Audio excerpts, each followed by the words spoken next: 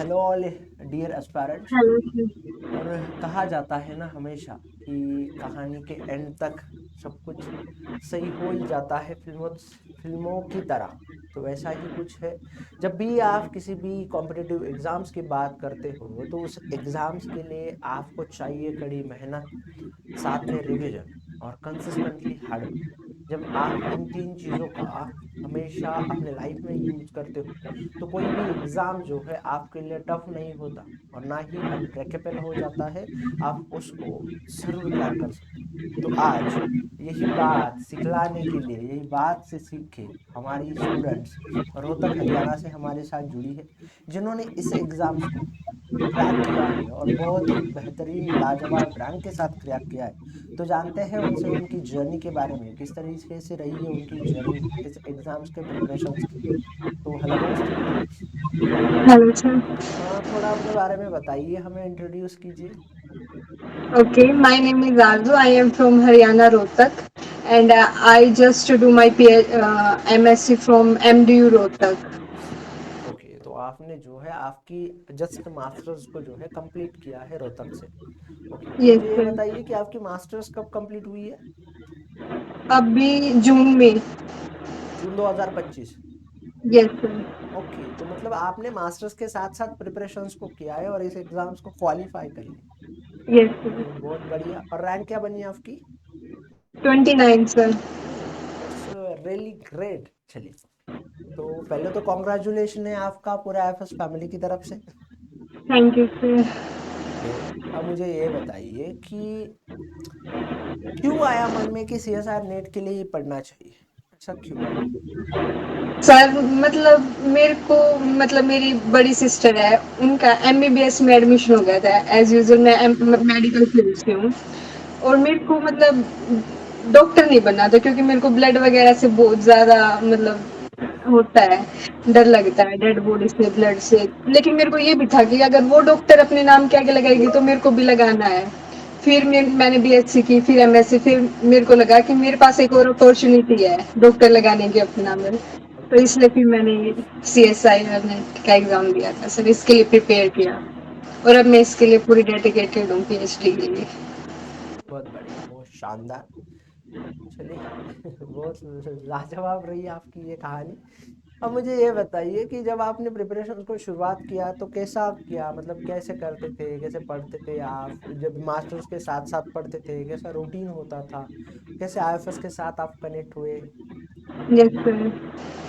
तो सर जब मैंने स्टार्टिंग में मेरे को मतलब एमएससी में पता लगा कि नेट का एग्ज़ाम होता है, तो उसमें मतलब ये था कि साथ के साथ फर्स्ट ईयर में तो मैंने क्लासेस लगाई थी, मतलब जो मेरी रेगुलर मास्टर्स की लगती हैं, कि मैं स्टार्टिंग में थोड़ा सिलेबस समझ पाऊँ कि कैसे मतलब पढ़ना होता है बुक्स वगैरह लाइब्रेरी से। उसके बाद मेरे को लगा कि थोड़ा बहुत मैं टाइम बचा सकती हूँ कोचिंग वगैरह कहीं से लेके, तब मैं बिल्कुल श्योर हो गई, तब मैंने ये सोचा। फिर मैंने कोचिंग इंस्टीट्यूट की लिस्ट बनाई कि मैं कौन कौन सा मतलब जहाँ से मैं अच्छी प्रिपरेशन कर सकती हूँ। तो दो तीन कोचिंग इंस्टीट्यूट का मुझे लगा कि ये अच्छे हो सकते हैं। उस में से भी जो सबसे पहले था वो आईएफएस का था। उसके मतलब मैंने अपने फ्रेंड्स और टीचर से पूछा कि उन्होंने कहाँ से प्रिपरेशन की है, तो उन्होंने सबसे ज़्यादा आईएफएस से ही की थी और उन्होंने उसके ऊपर ट्रस्ट ज़्यादा किया था। तो मेरे को लगा ये अच्छी। और फिर मैंने जब पढ़ना स्टार्ट किया और जब मैंने क्लासेस लगानी स्टार्ट की तो मेरे को मतलब वही बात सबसे अच्छी लगी कि भाई जो बोला गया था ना मेरे टीचर्स ने और फ्रेंड ने, वो बिल्कुल सच बात थी। ये कोई भी मतलब मैं नहीं बोल रही हूँ कि किसी ने मेरे को बोला और इसलिए मैं ये बोल रही हूँ, ये बिल्कुल मैं अपनी बात बोल रही हूँ। इनफैक्ट जो मेरी फ्रेंड्स थी तो उन्होंने मेरे से पूछा कि आप कहाँ से कोचिंग ले रहे हो, तो मैंने उनको भी सजेस्ट किया कि आईएफएस बहुत अच्छा है। इस चीज के अंदर टीचर्स भी बहुत अच्छे हैं और बिल्कुल पॉइंट टू पॉइंट सिलेबस करवाते हैं, नहीं कि भाई टाइम वेस्ट करवाते हैं। और पहले से ही क्लासेस मतलब डिटरमाइन होते हैं कि इतनी क्लासेस में आपका सिलेबस कंप्लीट हो जाएगा। तो इस तरीके से किया था सर मैंने। बहुत बढ़िया। चलिए, आपका एक्सपीरियंस और आपका क्वालिफिकेशन ही और आप जैसे बच्चों का प्यार ही आईएफएस को बड़ा बना रहा है और आप Yes. आईएफएस की हर साल बच्चे सारे मिलकर लेगेसी को मेंटेन कर रहे हैं। अब मुझे ये बताइए कि कितने यूनिट्स को पढ़ा था सीएसआर नेट के लिए। यूनिट्स हाँ। सर जब मैंने फर्स्ट अटेम्प्ट दिया था मतलब जो मार्च के अंदर हुआ था 2025 वाला, जो दिसंबर में होना था, लेकिन वो डिले हो गए मार्च 20। तो उस टाइम पे मैंने 2-3 यूनिट छोड़ी थी। एक तो बायोडाइवर्सिटी थी और एक मेथड मटेरियल्स थी। ये 2 यूनिट छोड़ी थी, बाकी मैं करके गई थी। लेकिन मेरी मेन जो थी प्रॉब्लम वो थी कि एक तो मेरी रिवीजन थोड़ी कम थी। मैंने बेशक सारी यूनिट की हो, लेकिन रिवीजन अच्छे से नहीं हो पाई थी। और साथ के साथ मैंने क्वेश्चन प्रैक्टिस थोड़ी उसके अंदर कमी थी मेरी। फिर वो वाली जो चीज़ थी वो मैंने सेकंड अटेम्प्ट में, उसकी कमी जो थी वो मैंने सेकंड अटेम्प्ट में पूरी करने की कोशिश की थी। तो मतलब 1-2 यूनिट ही छोड़ी थी मैंने, बाकी सारा सिलेबस किया था। ओके, बहुत बढ़िया, बहुत शानदार दोस्त। चलिए, हम्म। अब मुझे ये बताइए कि सबसे पसंदीदा और इजी यूनिट कौन सी लगी आपको? मेरे को सर डेव बायो से काफी अच्छे क्वेश्चन, मतलब वो मतलब ऐसी यूनिट है कि कुछ बच्चे उसको देख के मतलब डर सकते हैं कि इसके अंदर बहुत सारे नाम आते हैं या बहुत सारे मतलब पढ़ना ज्यादा, मतलब रटना ज्यादा पड़ता है, लेकिन उससे बिल्कुल डायरेक्ट क्वेश्चन आते हैं, ये है। और अगर हम जैसे जेनेटिक्स की बात करें, जेनेटिक्स को मैं फर्स्ट टाइम जब मैंने अटेम्प्ट दिया तो मैं उसके क्वेश्चन, बैंड वाले क्वेश्चन में इतनी ज्यादा अच्छे से नहीं करके गई थी। लेकिन जब मैंने पेपर दिया तो मेरे को पता चला कि बैंड वाले क्वेश्चन काफी सारे आते हैं और मेरे को इस पे फोकस करना पड़ेगा। फिर मैंने उसकी एक एक लेक्चर दोबारा से देखा और बैंड वाले जो पोर्शन था मेरा, मैं उसको स्ट्रॉन्ग करके गई तो मेरे क्वेश्चन बने थे। तो ये है कि जेनेटिक्स के ऊपर ज्यादा ध्यान देना पड़ेगा, लेकिन उसके क्वेश्चन आप इजीली कर सकते हो अगर एक बार आपको आ गया तो। ओके, बहुत बढ़िया।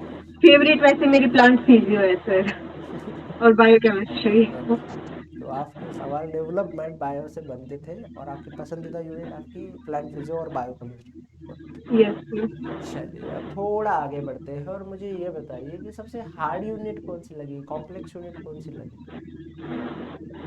कॉम्प्लेक्स तो सर मतलब मैं मैथमेटिक्स छोड़ के गई थी तो मेरे को वही लग रही थी, और उससे क्वेश्चन आए हुए थे। तो अब नेक्स्ट टाइम जब मैं दिसंबर के लिए प्रिपेयर करूंगी तो मैं उसको जरूर करके जाऊंगी। ओके।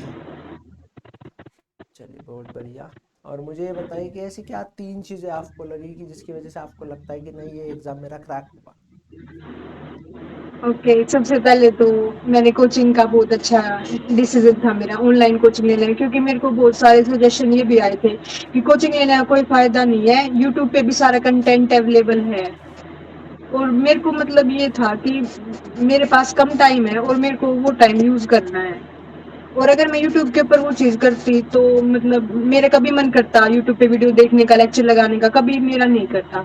और इस पे ये था कि डेली की क्लास मेरे को डेली करनी है, एक भी क्लास नहीं छोड़नी, साथ के साथ उसके नोट्स बनाने, डीपी पे सोल्व करनी है। तो पहले तो यही चीज थी सर जो मेरी मतलब ऑनलाइन कोचिंग लेने की जो थी। सेकंड, मैंने हर यूनिट के हैंड रिटन नोट्स बनाए हैं, ये नहीं कि जो नोट्स आप अवेलेबल करवाते थे वो यूज करती थी, मैंने अपने खुद के नोट्स बनाए हैं सारे के सारे। और तीसरा है क्वेश्चन सोल्व करने का, जो मैंने सेकंड अटेम्प्ट में ज्यादा किया है ये।